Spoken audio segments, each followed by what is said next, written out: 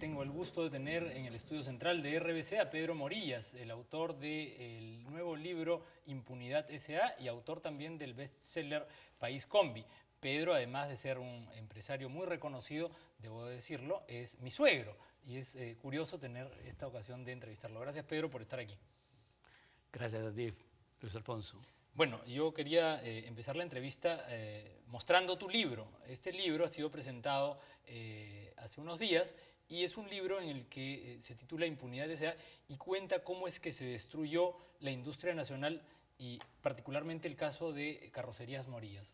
Cuéntanos qué te llevó a escribir este libro. Mira, el libro viene a ser como lo que hace el Pentágono en Estados Unidos, la CIA, Servicio de Inteligencia, que después de cierto tiempo, 15 o 20 años, desclasifica sus archivos para hacerlos públicos y para que la gente pueda analizarlo y pueda ver lo que se hizo mal y lo que se hizo bien, para corregirlos. El propósito de este libro es precisamente eso. Vamos a contar entonces, si te parece, un poco la historia de Carrocerías Morillas. Carrocerías Morillas era la industria líder en el ensamblaje de autobuses, estaba establecida en Trujillo y atravesó por una coyuntura en donde un banco, Indecopi, digamos, funcionarios corruptos se aprovecharon de eso y la destruyeron, la depredaron. Cuéntanos un poco la historia. Mira, efectivamente llegó a ser la primera industria carrocera en el país y era la primera en la costa del Pacífico latinoamericano, sin ninguna duda. Se especializó en vehículos de larga distancia, que son los más difíciles. Exportaba, tenía un personal altamente calificado. Era una empresa que se hizo centavo a centavo, que un modesto obrero inicialmente fue acumulando sol a sol sin tener sábados, ni domingos, ni vacaciones, hasta llegar a acumular un capital de 7 millones de hace 20 años, lo que sería equivalente en este momento a 40 millones de dólares. Entonces todo eso desapareció efectivamente por lo que tú has dicho, fue una coyuntura especial, era la época en que hubo un enfriamiento de la economía, la banca en general en el país estaba tremendamente endeudada con la banca internacional, debía mucho dinero, más que lo que debían las industrias, comparando, ¿no? Entonces, hubo falta de control o cierta laxitud de las instituciones tutelares, como Indecopi, como SUNAT, que permitieron que efectivamente se destrozara no solo la industria nuestra, sino la industria, muchas industrias que desaparecieron totalmente. Abramos un paréntesis, si te parece. Tú eres un industrial, has sido, digamos, reconocido y has participado en la Sociedad de Industrias. Tú eres de los que sostiene que un país sin industria no tiene norte. ¿Por qué crees eso y qué es lo que ha ocurrido en el Perú con estas políticas neoliberales, en donde prácticamente no hay política industrial? Mira, efectivamente hubo una copia, tal vez equivocada o muy equivocada, del liberalismo de esa época, que era la Escuela de Chicago, y se aplicaron preceptos que en una sociedad como la nuestra no puede aplicarse y copiarse y decir, por ejemplo, la mejor política industrial es no tener política industrial. Una barbaridad. Pero eso permitió el que se destrozara a la industria y que desaparecieran gente, no solo industria, sino gente, o gente, yo conozco, que se suicidó. Entonces, porque ¿qué cosa es una política industrial? Una política industrial es un ordenamiento, es un fijar objetivos, cómo se va a llegar, en qué momento se va a llegar, qué es lo que tenemos que hacer.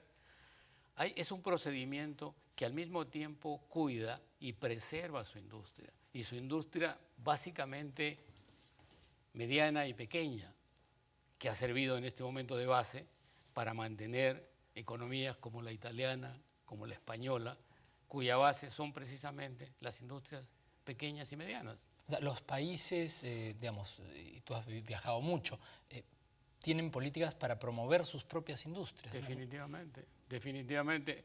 Países altamente industrializados como Japón, como Corea.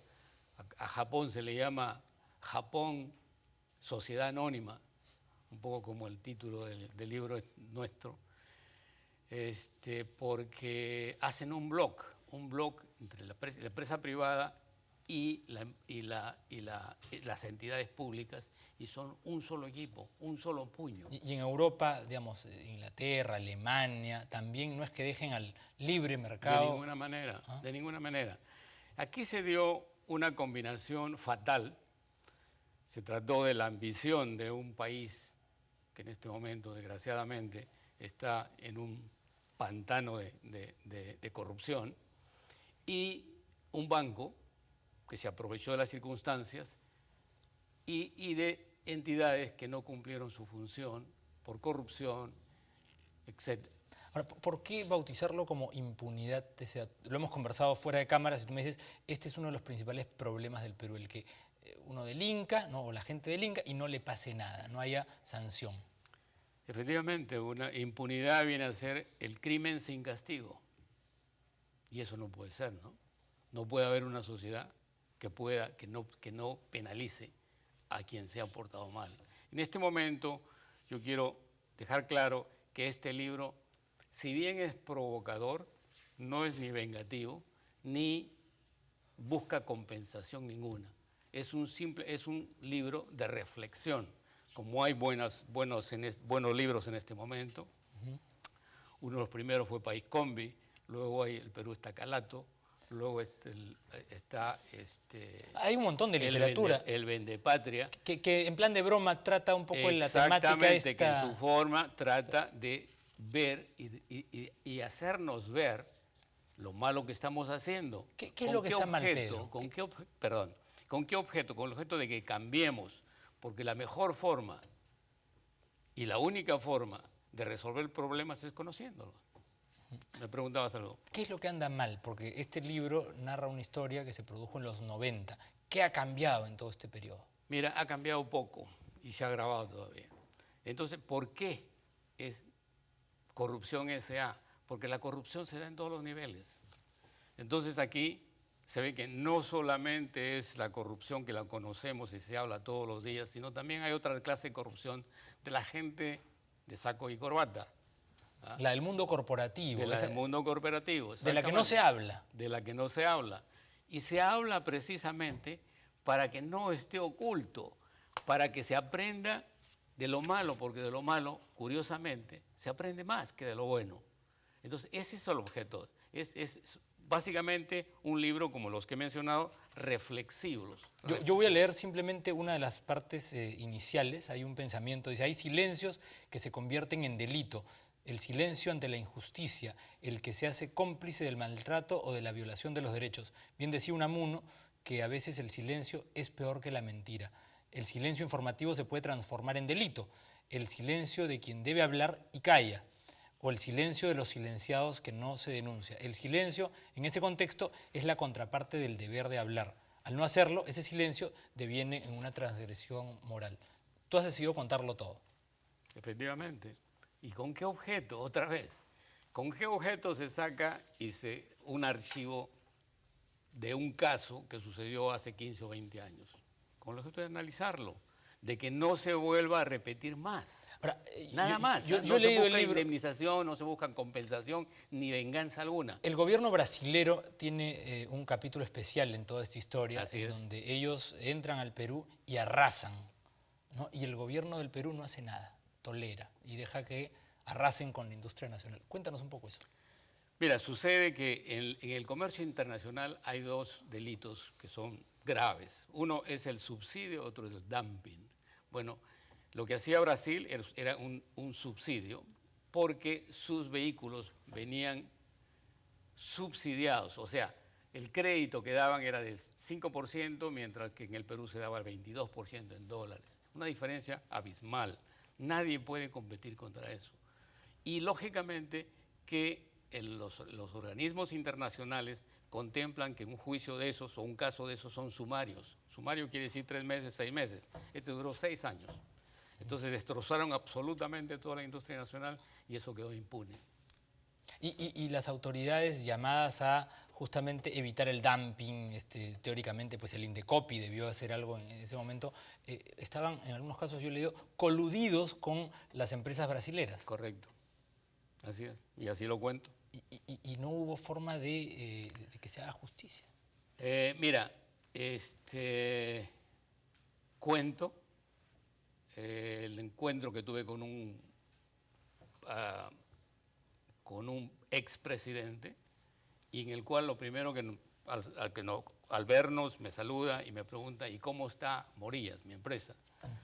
Yo le digo, muy mal, gracias, ya no existe más. ¿Y qué pasó? Bueno, su gobierno, sus políticas, sus instituciones, su corrupción lo mató. Y eso es parte y el inicio del libro que le cuento. ¿Qué hacer para que esto no se repita? O sea, porque un poco la historia se cuenta para que casos como este, tú dices, no vuelvan a suceder más. ¿Qué debería hacer la clase política o la clase empresarial para evitar pues, casos de impunidad? Mira, hacer un poco lo que se está pensando, un shock institucional, un cambio radical en la administración de justicia, en el accionar de las grandes empresas. Y las grandes empresas, en este momento, las constructoras básicamente, extranjeras, brasileras para ser más precisos, están en problemas sumamente álgidos. Bueno, igual sucedía con su industria en esa época. Y fue una época en que se aprovechó de que el país no conocía. No había una institución que regulara, porque el Indecopi, que es la institución creada precisamente para controlar eso, recién se había constituido y el Tribunal de Dumping y Subsidio se hizo 6 meses después de que empezó el programa. Un neoliberal te diría, Pedro, tú pides una protección innecesaria para una industria que no era competitiva. ¿Qué le dirías tú a esos que dicen esa tesis? Si no hubiera sido competitiva, no hubiera podido exportar. Y exportaba. Exportaba a Ecuador, exportaba a Bolivia, a Colombia. ¿Qué más le diría? De que con el subsidio no puede competir nadie, como con el dumping, porque después del subsidio el país cometió un dumping. ¿Qué hizo? Importó vehículos usados, lo peor que puede haber. Importó basura. Dumping quiere decir arrojar basura en inglés. Eso es lo que hizo. Entonces, no había salida por ningún lado. Luego viene la intervención de Indecopi en la famosa reestructuración empresarial, que fue una gran mentira y una gran estafa, porque el 96% de las empresas que fueron buscando protección terminaron liquidándose. Y los abogados que rodeaban el sistema también, tú has denunciado también el hecho, era una sarta de corruptos, una comidilla de gente que lo único que hacían era aprovecharse de la fragilidad en ese momento de las empresas. De las instituciones. Sí, efectivamente era así. Ahora, cuentas la historia también de un asesinato. Lamentablemente sí. Lamentablemente sí, es al final. Y no lo voy a contar porque es parte del relato. Y el relato, dicho sea de paso, es bueno aclarar que no es una novela, es un testimonio. Y que aparece una novela y aparece para mucha gente como un thriller, es por la forma como se le ha dado. Pero la realidad es así de dramática, ¿no? Sí, es real. Sucedió todo. Y algunos nombres se han cambiado. Los nombres que aparecen inicialmente en la historia son totalmente... gente conocida no se le puede cambiar el nombre. Aparecen con su verdadero nombre. Pero hay gente que se le ha cambiado de nombre a las instituciones y a la gente. A algunas instituciones, por razones obvias, porque No es un libro provocativo, no trata de revivir viejas heridas que ya están cicatrizadas. Aquí es el momento en que, señores, vamos a analizar esto, vamos a ver qué pasó, por qué pasó esto, qué es lo que sucedió, quién tuvo la culpa en esto y aprender de eso. Eso es lo que se trata. Este libro, ya me ha llegado una invitación de una escuela de posgrado para que se analice y le permita analizar como un caso para ser estudiado por la gente que estudia administración de empresas. Pero es un libro para todos, ¿eh? Es un libro para todo el mundo que queremos enterarnos qué es lo que pasó en ese tiempo y qué es lo que está pasando en este momento. Ahora, tú como empresario, que no has tirado la toalla nunca, ¿qué le dirías tú a los jóvenes, a la gente que quiere hacer empresa en el Perú y que se va a encontrar con problemas todavía de esta naturaleza? Porque así como tuviste estos problemas, tú pudiste sacar adelante una empresa del sector turismo muy exitosa, pero ¿qué le dirías tú ya como empresario a aquellos que viven situaciones de injusticia, de abuso, para que salgan adelante? Mira, que deben tener mucho cuidado y no confiar ciegamente en las instituciones que precisamente están para eso. Hubo casos en que SUNAT cobró 2 veces un tributo por $2 millones a una empresa que estaba moribunda. ¿Y por qué? Porque en ese lapso de tiempo nadie se atrevía o no podían ganarle un caso a SUNAT. Aquí me estoy haciendo aparentemente de enemigos, pero vuelvo a repetir, este libro es reflexivo, este libro no busca absolutamente, no busca compensación, no busca venganza, no. Tú te declaras apolítico, pero de alguna manera este libro y el anterior, País Combi, promueve un debate de ideas. Vamos, si te parece, hacer una breve pausa en el programa para regresar, para hablar un poco de las ideas que tienes tú, ¿no? ¿Por qué compartirlas con la opinión pública? Y vamos a abrir teléfonos esta noche para conversar con nuestra audiencia. ¿Sí? Vamos entonces, amigos, a hacer una breve pausa en el programa y regresamos con Pedro Morías para hablar sobre el libro Impunidad S.A. y sobre País Combi. Ya volvemos.